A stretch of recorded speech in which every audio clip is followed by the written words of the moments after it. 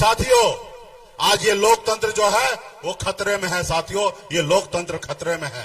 आज संविधान बदलने की बात हो रही है। एक नेता 2014 में आए और एक हमें सपना दिखाए। उन्होंने कहा कि आपके अच्छे दिन लाएंगे, हर युवा को नौकरी देंगे, हर साल में 2 करोड़ युवा को नौकरी देंगे। उस समय में युवा बेरोजगार था। युवा को लगा कि हमारे अच्छे दिन आएंगे, नौकरी देंगे, घर पे बैठे हमें हमारा इज्जत नहीं मिल रहा है, हम कुमारे बैठे हमारा शादी नहीं हो रहा है, शायद नौकरी मिल जाएगा तो जल्दी शादी होगा। मोदी जी के झांसे में आ गए। मोदी जी ने कहा कि विदेश में काला धन है, 75 लाख करोड़ रुपया है, और हम आएंगे, अब विदेश से काला धन लाएंगे और सबके घर बैठे बैठे 15-15 लाख रुपए उनको घर पे पहुंचा देंगे। हमारे लोगों ने कहा भाई बेगर मेहनत का 15 लाख रुपए आएगा। मोदी जी के झांसे में आ गए। और ये मोदी जी जो है ना, ये फॉर्मूला जो है हिटलर से सीखा। हिटलर भी सत्ता पाने के लिए वो अपने देश में हर तरह का झूठ बोला। उन्होंने कहा सबका टैक्स माफ कर देंगे, सबके लिए हॉस्पिटल फ्री कर देंगे, सबको सरकारी नौकरी देंगे, हजारों वादा उन्होंने किया, लेकिन उनसे पूरा नहीं हुआ। लास्ट में हिटलर ने गोली मार के खुद को खुदकुशी कर लिया। साथियों, उसी के पैटर्न पे मोदी जी ने हमारे देश के लोगों को गुमराह कर दिया। गरीब, पिछड़ा, दलित लोगों ने उन पे भरोसा किया। लेकिन आज बताइए ना, मोदी जी बड़ी बड़ी बात करते हैं। वो आज आके बताए ना कि आपने कहा था 2 साल में, 1 साल में 2 करोड़ नौकरी देंगे। आपका 10 साल हो गया है। 10 साल में 20 करोड़ नौकरी होना चाहिए, लेकिन आपने नौकरी कितना दिया वो खुले मन से आके बताए। 1.5 साल पहले जब विपक्ष के नेता ने पार्लियामेंट में पूछा कि आप कितना नौकरी दिए, तो उस समय में सरकार के तरफ से बताया गया कि 6,97,000 नौकरी दिए, यानी कि सिर्फ 7 लाख नौकरी दिए। उन्होंने जितना कहा उसका आधा % भी नहीं, 100% तो दूर की बात है साथियों, आधा % भी देश के युवा को नौकरी नहीं दिया। विदेश का काला धन, क्या कितने बड़े बड़े उद्योगपति पैसा लेकर विदेश भाग गए, कोई अता पता नहीं है साथियों। इसलिए साथियों, आज वो आपको आएंगे, आपको गुमराह करेंगे, धर्म के नाम पे लड़ाएंगे, मंदिर मस्जिद के नाम पे लड़ाएंगे। साथियों, एक बार गलती कर ले, 2 बार गलती कर लीजिए, लेकिन तीसरी बार अगर हम गलती करते हैं तो समझिए हम खुद ना समझ है साथियों। इसलिए साथियों, अपने दिल पे हाथ दे के सोचिए, अपने बच्चे के सर पे हाथ दे के देखिए और सोचिए अपने अंदर आत्मा से, क्या मोदी जी सही काम किए? कुछ आपको अंदाजा मिलेगा कि मोदी जी कुछ नहीं किए। तो इसलिए साथियों, आप सबको, हम सबको, इसलिए हमारा बाबा साहब भीमराव अंबेडकर ने 5 साल के लिए चुनाव रखा कि नेता आएंगे, वोट मांगेंगे, अगर 5 साल में अच्छा काम नहीं करेंगे तो आप उसको बदल दो। इसलिए साथियों, जनता मालिक होता है, ये देश जो है आपका है, किसी का जागीर नहीं है साथियों। ये देश आपका और हमारा है, एक जनता का देश है साथियों। आप इस देश का राजा हैं, आप इस देश का मालिक हैं, और आज आप उनसे पूछ रहे कि हमको नौकरी कब दीजिएगा। अरे आप एहसास कीजिए, अगर 10 साल में नौकरी नहीं दिया तो अब कब देगा भाई? अब इनको बदलने का समय आ गया, इसको बदलिए साथियों। इसके जगह कल हम भी आए पावर में, अगर हम आपसे वादा करें और हम आपके वादा पे खरा ना आए तो हमको भी 5 साल में बदल दीजिएगा साथियों, सिर्फ 5 साल में बदल दीजिएगा। जब तक आप आंख नहीं दिखाइएगा, जब तक आप उंगली नहीं उठाइएगा, तो नेता आपसे डरेगा नहीं, आप पे शासन करने लगेगा साथियों, शासन करने लगेगा। इसलिए साथियों, ये समय जो है हम कह सकते हैं कि आजादी की लड़ाई है साथियों। आज हम लोग लड़ाई लड़ रहे हैं, संघर्ष कर रहे हैं। ये लोग कोई गरीब के लिए सरकार नहीं है, ये अडानी अंबानी का सरकार है, कभी किसी गरीब पिछड़ा का सरकार नहीं है। आपने देखा ना, हम गरीब मछुआरा परिवार में जन्म लिए, संघर्ष किए। हम ऐसे घर में जन्म लिए जहां एक रोज मछली ना मारा जाए तो घर में दूसरे रोज खाना नहीं बनता। ऐसे गरीबी परिवार में मैं जन्म लिया। 18 साल की उम्र में जिस उम्र में बच्चे को खेलना कूदना होता है, उस उम्र में अपने गांव परिवार को छोड़कर बॉम्बे जैसे शहर चला गया। वहां मेहनत किया, मजदूरी किया, संघर्ष किया, और संघर्ष के बदौलत बॉम्बे जैसे शहर में कामयाबी का झंडा गाड़ा। फिर मैंने देखा कि लोग चांद पे घर बनाने के लिए सोच रहा है, लेकिन इस धरती पर हमारे लोगों के लिए बिन बेलदार नोनिया मला चाहे तियर बन पर अति पिछड़ा दलित भाई के लिए इस धरती पर रहने के लिए घर नहीं है। अब मैंने बम्बई के ऐशो आराम जिंदगी को छोड़कर पिछले 10 साल से बिहार में मैं संघर्ष कर रहा हूं। अब मैं संघर्ष करते करते 2020 में आप सबको जानकारी होगा, हमने 4 विधायक बनाया। ऊपर वाले की कृपा से हमारे पास ऐसी शक्ति था, एक तरफ 74 विधायक के पास जितना पावर था, उतना 4 विधायक वाले के पास पावर था। अगर हम नहीं समर्थन देते तो बिहार में नीतीश कुमार बिहार का मुख्यमंत्री नहीं बनता साथियों, मुख्यमंत्री नहीं बनता। लेकिन हमने उनको मुख्यमंत्री बनाया, हम मंत्री बने और हम कुछ काम कर रहे थे तो देखा जो कल तक हमारा गुलामी करता था, जिसका बाप दादा मेरे पीछे घूमता था, आज मालिक बन गया है। इसको रोको, नहीं रोकोगे तो आगे बढ़ जाएगा। हम अपने अधिकार के लिए लड़ाई लड़ने के लिए यूपी चले गए, हम 50 जगह चुनाव लड़ाए, उनको अच्छा नहीं लगा। हमारी लड़ाई है साथियों, हम बिहार में राजनीति करने के लिए नहीं आए थे। जो हमारी लड़ाई था कि निषाद को आरक्षण मिले, जब बंगाल में आरक्षण है, दिल्ली में आरक्षण है, तो बिहार में क्यों नहीं होना चाहिए, हम इसकी लड़ाई लड़ रहे थे। और उसकी लड़ाई हम जब लड़ने लगे तो उन्होंने हमारे विधायक को खरीद लिया, हमको सरकार से बाहर कर दिया। जो सरकार हमने बनाया था, हमको रोड पे ला दिया, संघर्ष करने के लिए ला दिया। और हम भी निषाद मल्ला का बेटा है, 18 साल से उम्र से मैं संघर्ष सीखा हूं। पूरी जिंदगी भर अपने गरीब पिछड़ा दलित भाई के लिए संघर्ष करते रहूंगा। हमें कुछ नहीं चाहिए साथियों, हम अपने लोगों के लिए संघर्ष करेंगे, हमें इसी में खुशी मिलता है। तो इसलिए साथियों, ये लोग बड़े लोगों का है। आप देखिए ना, जो दुनिया में कहीं नहीं हुआ है वो भारत में हुआ। आप देखे होंगे बॉन्ड के जरिए पैसा लिया जाता था। मोदी जी ने नया स्कीम लाए कि बॉन्ड दो, नौकरी आप सरकारी टेंडर ले लो। ईडी सीबीआई का नोटिस भेजता था और उसको डराया जाता था और बड़े बड़े कंपनी से चंदा लिया जाता था और फिर उसको छोड़ दिया जाता था। ऐसा धंधा वो चला रहे थे। जो अपने आप को कहते हैं कि हम हिंदू का पार्टी है, हम सनातन धर्म वाले हैं, और वो स्लॉटर हाउस जो होता है जहां पशु को काटा जाता है, मीट जहां पे बाहर भेजा जाता है, उस कंपनी से 250 करोड़ रुपया का चंदा ले लिया। तो साथियों, ये किसी का नहीं है साथियों, ये सिर्फ पैसे वाले के साथ है। तो इसलिए मजबूती से लालू प्रसाद यादव जी के विचारधारा के साथ हम लोग जुड़े हैं और मजबूती से हम लोग काम कर रहे हैं। आज आपने देखा होगा, सिर्फ 17 महीने के लिए नीतीश कुमार जी महागठबंधन से सरकार बनाए। आपने देखा महागठबंधन में जैसे आए वैसे उन्होंने 2 काम बड़ा किए। तेजस्वी प्रसाद यादव जी लालू जी के विचारधारा पे 2 काम अच्छा हुआ। एक, सामाजिक न्याय मजबूत हुआ, जिसमें जाति आधारित गणना किया गया, जिसमें अति पिछड़ा दलित, महादलित, आदिवासी ऐसे समाज को आरक्षण का दायरा बना ताकि हमारा समाज आगे बढ़े। साथ ही ये काम किया गया, ये लालू प्रसाद जी का विचारधारा है। दूसरा, हमारे भाई जब तेजस्वी प्रसाद यादव जी डिप्टी सीएम बने तो लाखों, कई लाख, 5 लाख से अधिक युवा को नौकरी मिला गया साथियों, युवा को नौकरी दिया गया। वो युवा जो घर पे बैठा था, अपमान सहता था, घर वाले से अगल बगल पड़ोस से, उसको सरकारी नौकरी मिला।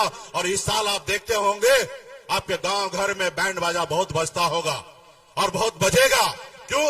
क्योंकि उसको सरकारी नौकरी मिल गया। और जब सरकारी नौकरी मिल जाता है तो उसको गांव समाज में जल्दी रिश्तेदारी मिल जाता है, उसके घर पे शादी ब्याह हो जाता है। इस साल आप देखिएगा लाखों की संख्या में शादी ब्याह होगा, क्योंकि वो युवा को तेजस्वी जी के नेतृत्व में सरकार बन गया। इसलिए साथियों ये हुआ। तो इसलिए साथियों, हम आप सभी के बीच में आए हैं। आगे भी कार्यक्रम है। हमारी बहन अर्चना जी यहाँ पे प्रत्याशी बने हैं, उनका चुनाव चिन्ह लालटेन छाप है, 1 नंबर पे है। उनको भारी मतों से विजय बनाइए और मजबूती से इस देश का सामाजिक न्याय को आगे बढ़ाइए। बहुत बहुत धन्यवाद सभी तमाम हमारे जितने भी गठबंधन के नेता है, सभी को बहुत बहुत धन्यवाद। अब हम लोगों के बीच बिहार ही नहीं, देश के आन बान शान, बिहार के भावी भविष्य, बिहार के प्रतिपक्ष, शानदार शानदार नेता आदरणीय तेजस्वी यादव से आग्रह है कि सभा को संबोधित करें। तेजस्वी यादव जिंदाबाद, तेजस्वी यादव जिंदाबाद, तेजस्वी यादव जिंदाबाद।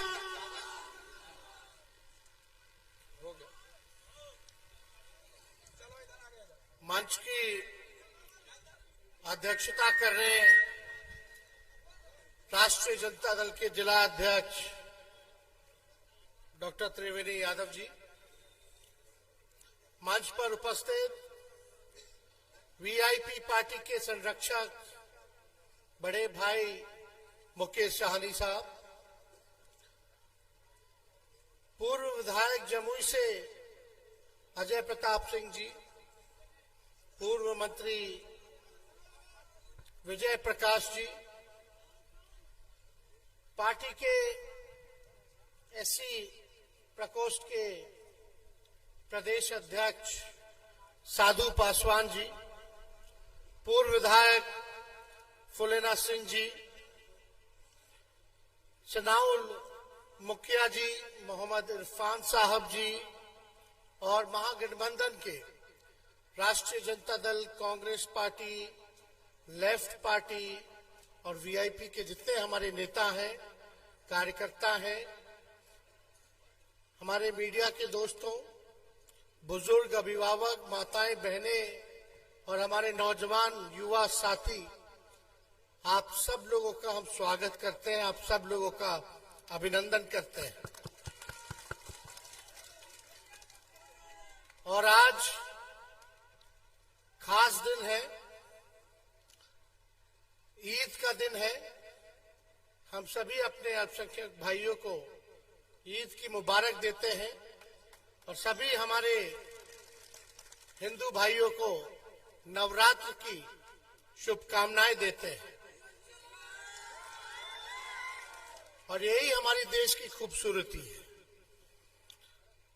अलग अलग राज्य है, अलग अलग धर्म है, अलग अलग जाति है, अलग अलग खान पान है, दिखने में अलग है, पहनावा अलग है, तभी हम लोग इस देश के नागरिक कहलाते हैं, तभी हमारा देश महान कहलाया जाता है। अंग्रेजी में बोले तो डाइवर्सिटी जो है, देश की खूबसूरती है ये डाइवर्सिटी। कश्मीर से कन्याकुमारी चले जाइए, दक्षिण भारत अलग दिखता है, कश्मीर अलग दिखता है। आप नॉर्थ ईस्ट चले जाइए, वो अलग है, गुजरात चले जाइए अलग है, बिहार आ जाइए अलग है। और इसीलिए इस देश की खूबसूरती है, इस देश की खूबसूरती को आप लोग बचाने का काम कीजिए। बताइए, नवरात्र भी मना रहे हैं, ईद भी मना रहे हैं, इससे बढ़िया बात क्या हो सकती है? इसी भाईचारे को हम लोगों को संभाल के रखना है, हिफाजत करनी है।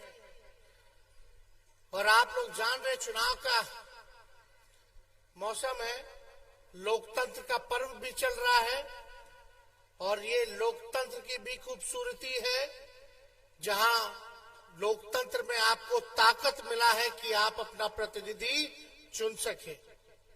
वोट के जरिए आप चुनिए जो ईमानदार हो, जो आपको लगता हो आपके लिए बेहतर काम कर सके, आपके गांव, ब्लॉक, जिले, प्रदेश की तरक्की कर सके, जो विकास कर सके, ऐसे लोगों को आपको चुनने का काम करना है। ये मौका है। और इसी सिलसिले में हम आप लोगों के बीच आए। हम लोगों की प्रत्याशी अर्चना रविदास जी हैं, पढ़ी लिखी है, यहीं की लोकल है, मायके भी यहीं, ससुराल भी यहीं। कहीं कोई दिक्कत होगा तो आप तो आ जाइएगा। लक्ष्मीपुर खेड़ा हरला, लक्ष्मीपुर हरला में इनका घर है, झाझा में पड़ता है। खेड़ा में पढ़ाई की यही इसी ब्लॉक में। तो आप समझ जाइए, कहीं कोई दिक्कत होगा तो आप तो अपनी घर की बेटी के पास आ जाइएगा समस्या लेकर के। लेकिन हम सवाल पूछने आए हैं और आप लोगों को बताने भी आए हैं कि जमुई जो संसदीय क्षेत्र है, ये भाजपा के लोगों ने इसको प्रयोगशाला बना दिया। प्रयोग करते रहते हैं।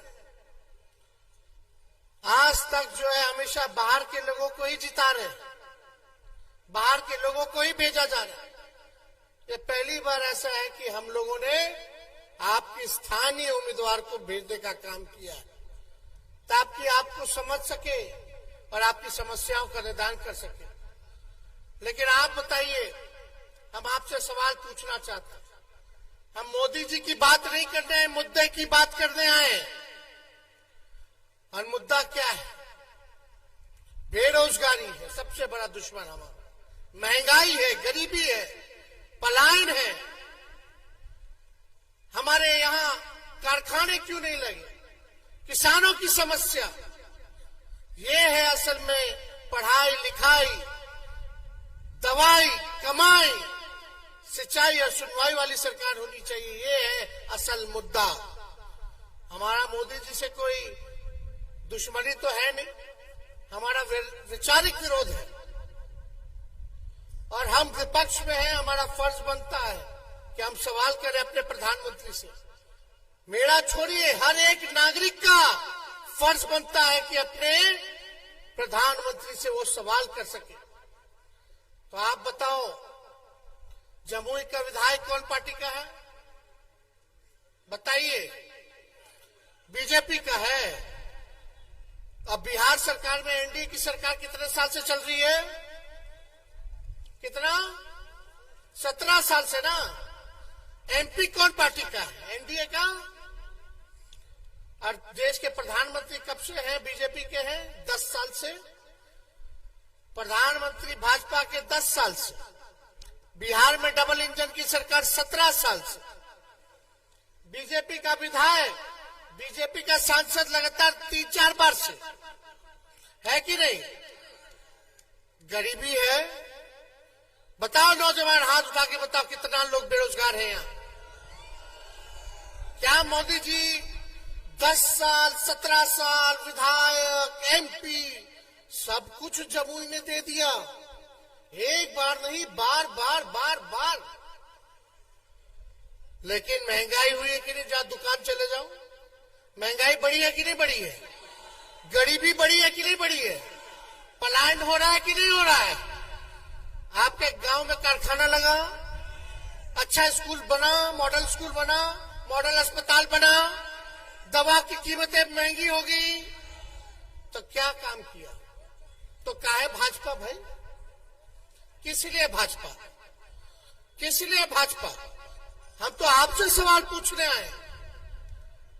लेकिन आपके भाई को जब 17 महीने मौका मिला था तो 5 लाख लोगों को सरकारी नौकरी हमने देने का काम किया। आप लोग जानते हैं 2020 में हमने क्या कमिटमेंट किया था कि अगर हमको मुख्यमंत्री बनाइएगा तो 10 लाख नौजवानों को सरकारी नौकरी देंगे। बोले थे कि नहीं बोले थे? सबसे पहली बार हम ही ना बोले थे। तो उस समय हमारे चाचा जी क्या कहते थे? कहां से देगा? अपने बाप के पास से पैसा लाके वेतन बांटेगा? असंभव है, मूर्ख बना रहा है। चाचा जी बीजेपी को लात मार करके हमसे माफी मांग के फिर आ गए हम लोगों के पास। भाजपा को हटाना था। देश का संविधान, लोकतंत्र खतरे में था। देश की संपत्तियों को बेचा जा रहा था। हम बोले ठीक है चाचा जी, माफी मांग रहे हैं, आइए आप ही बनिए मुख्यमंत्री। लेकिन एक वादा हम कर रहे हैं कि हमने तो सवाल पूछेगा कि हम उप मुख्यमंत्री बन गए, अब बोलेगा कि नौकरियां कहां हैं। तो हम तो किसी भी कीमत में नौकरी देंगे। और आप देखते रहिए। सोचो, जो व्यक्ति, प्रधानमंत्री जी ने कितना नौकरी दिया 10 साल में और इनके 17 साल में राज में कितना नौकरी दिया? कितना? किसी को नहीं पता, क्योंकि दिया ही नहीं तो पता कहां से होगा। सोचो, जो लड़का आपका भाई है, हम बेटा है, हम लोग जो कहते हैं वो करके दिखाते हैं। जो सोचिए उप मुख्यमंत्री होते हुए एक राज्य का, वो भी मुख्यमंत्री नहीं, उप मुख्यमंत्री होते हुए 17 महीने में 5 लाख लोगों को सरकारी नौकरी दे सकते हैं। अगर आप हमको ताकत दीजिएगा, 5 साल के लिए बैठाइएगा तो कितना लोगों को नौकरी देंगे? एमपी में जिताइएगा तो पार्लियामेंट में हम लोग जो है नौकरी की आवाज उठाएंगे। सरकार बनाइएगा तो नौकरी देने का काम करेंगे। ये है होना चाहिए। आप लोग देखिएगा जितने तालमी मरकज के लोग हैं, आंगनबाड़ी है, टोला सेवक है, विकास मित्र है, सब लोगों के मानदेव को, आशा ममता के मानदेव को हम लोगों ने दुगुना करने का काम किया। जाति आधारित गणना कराई। जाति आधारित गणना जातिवादी वाली बात नहीं है, ये एक्सरे है, एक्सरे, ताकि अपने राज्य का स्थिति पता चले, कौन लोग कितनी संख्या में, और जो लोग हैं बिहार के लोग वो किस हालात में रहते हैं, कौन लोग गरीब है, किसके घर में नौकरी है, कौन बेरोजगार है, कौन भूमिहीन है, कौन नाला साफ करता है, कौन रिक्शा धोता है, कौन मंदिर मस्जिद के बाहर भीख मांगता है। इसलिए हम लोगों ने कराया। आंकड़ा आ गया सामने, पता चला स्वर्ण जाति के लोग भी गरीब है, उससे ज्यादा गरीब पिछड़ा जाति के लोग हैं, उससे भी ज्यादा गरीब अति पिछड़ा जाति के लोग हैं, और सबसे गरीब जो है वो दलित भाई है, वो आदिवासी भाई है, और कुछ सेगमेंट अल्पसंख्यक भाइयों का है। हम लोगों को पता चला, अच्छा भाई ई परिवार के पास घर नहीं है, ई परिवार के पास नौकरी नहीं है, ई परिवार वाला भीख मांगता है, ई परिवार वाला रिक्शा चलाता है, तो हम लोग योजना बनाएंगे और उनको आर्थिक मदद करने का काम करेंगे। क्या था, जिस घर में नौकरी नहीं उसको 2 लाख रुपया, जिसका पक्का मकान नहीं उसको पक्का मकान बनाने के लिए 1,20,000 रुपया, और जो भूमिहीन है, जिसके पास कोई जमीन नहीं है, उसको 1 लाख रुपया। लेकिन ये काम करते करते योजना सारा बन गया, इधर से चाचा जी फिर पलट गए। हम लोग काम कर रहे थे, रात रात भर अस्पताल में घूम के छापा मार रहे थे, इलाज अच्छे से हो, डॉक्टर आए, ओपीडी डबल कर दिया, दवा की संख्या बढ़ा दी, अस्पताल में साफ सफाई होने लगा, लेकिन काम इन लोगों को पसंद नहीं आया। अब चाचा जी चले गए तो चले गए। हमारी पूरी शुभकामना है जहां रहे स्थिर रहे, इधर उन्हें मत कर, एक जगह चुन लीजिए वहीं रहिए। अब बताओ 5 साल के लिए मुख्यमंत्री बनता है, 3 साल से 3 साल हो रहा, 3 बार ओथ ले ली। ऐसा मुख्यमंत्री देखा है भाई? खैर बुजुर्ग है, भाजपा वाला लोग हाईजैक कर लिया है, खैर हमको इसकी चिंता नहीं, लेकिन हम सब लोगों को साथ लेकर के चलना चाहते हैं, सब लोगों को मान सम्मान देना चाहते हैं। अगड़े पिछड़े दलित आदिवासी अल्पसंख्यक सब लोग एक होइए, एक होकर के इस लड़ाई को लड़ना है। और अपने आप को जो लोग आ रहे हैं, हम तो पूछना चाहते हैं, चलो चिराग जी यहां से कितने साल से सांसद रहे, उनका पार्टी का ऑफिसों नहीं खुला, होटल में ना रहते थे।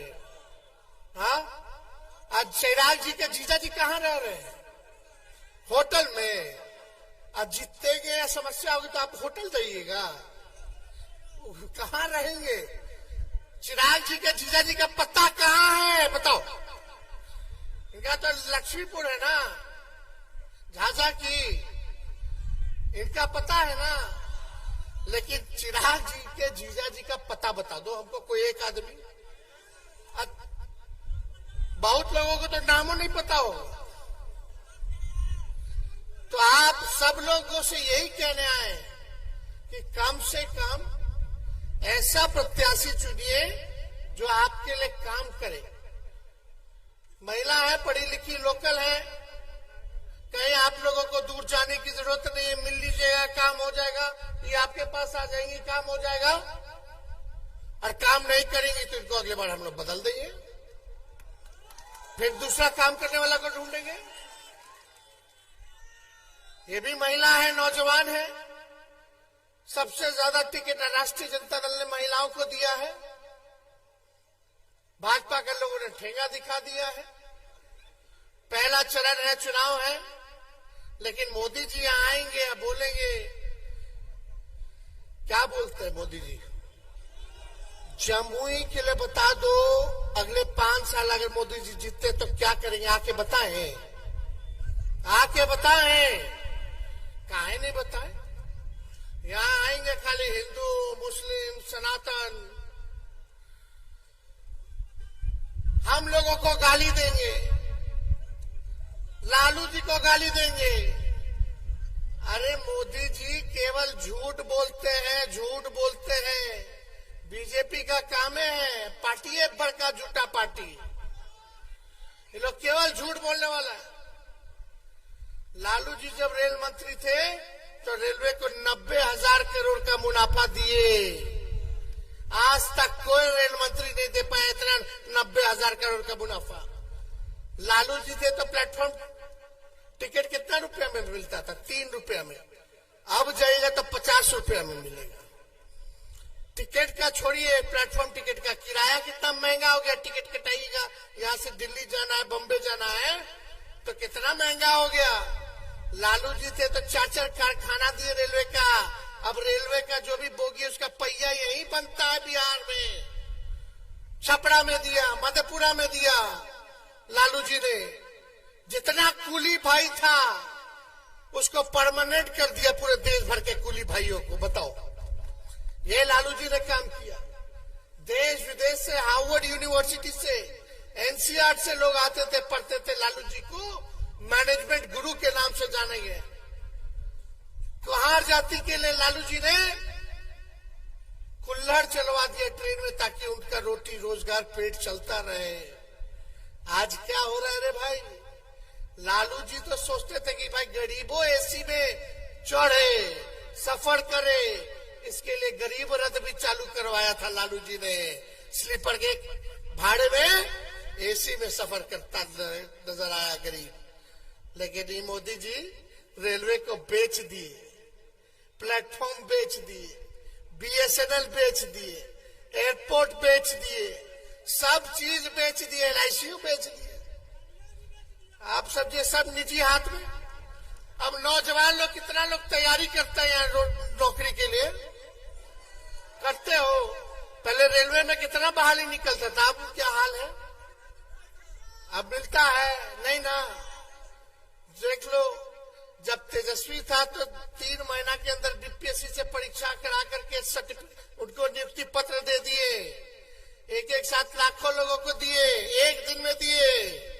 तेजस्वी जैसे बाहर हुआ, बिहार में पेपर लीक हो गया। पेपर लीक हुआ कि नहीं शिक्षक वाला? कैसे बेईमानी शुरू हो गया रे भाई?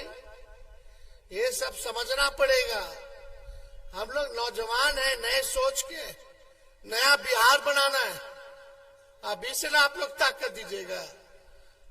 लोग सब कहता है एक बात कि मोदी जी ने और चिराग जी ने टिकट जो है अच्छा नहीं दिया, प्रत्याशी अच्छा नहीं है। तो भाजपा का वोटर बोलता है ऊपर देख करके वोट देना है। कहां देख के? ऊपर देख करके वोट देना है, यानी मोदी जी को देख करके वोट देना, प्रत्याशी कुछ हो।